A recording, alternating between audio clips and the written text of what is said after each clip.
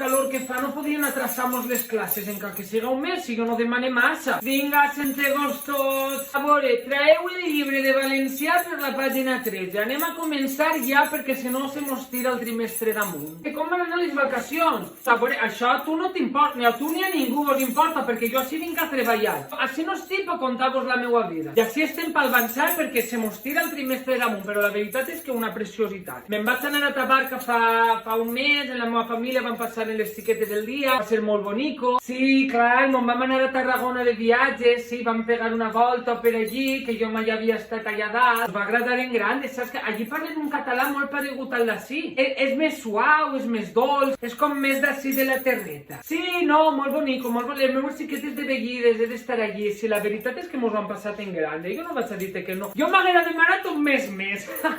Que estem així, estem ja començat, Tenim que vindre les piles carregades. Vinga, va, xiquets, traeu el llibre. Més flaca!